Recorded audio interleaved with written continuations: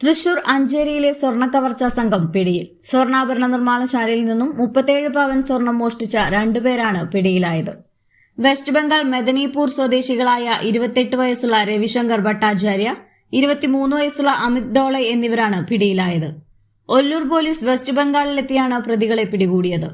September 29-ാം തീയതിയാണ് കേസിനാസ്പദമായ സംഭവം നടന്നത്. ഒല്ലൂർ അഞ്ചേരിയിലുള്ള സ്വർണ്ണാഭരണ നിർമ്മാണശാലയിൽ ജോലിക്കെന്ന് പറഞ്ഞ് പശ്ചിമബംഗാൾ സ്വദേശികളായ രണ്ടുപേർ എത്തി. മോഷണത്തിന്റെ തലേദിവസമാണ് ഇവരെത്തിയത്.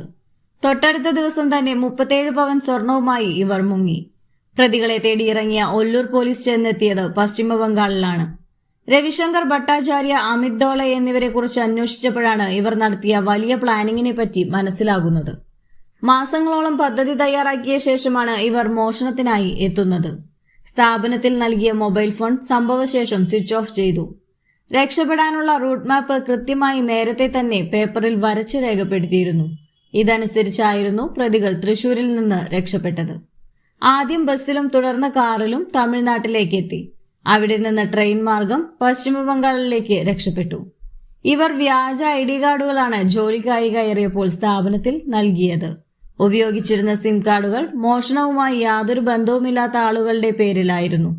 ഒല്ലൂർ പോലീസ് 29-ാം തീയതി ആരംഭിച്ച അന്വേഷണം തമിഴ്നാട്, കർണാടക സംസ്ഥാനങ്ങൾ കടന്നാണ് പശ്ചിമബംഗാളിലെ ഗ്രാമങ്ങളിലേക്ക് എത്തിയത്.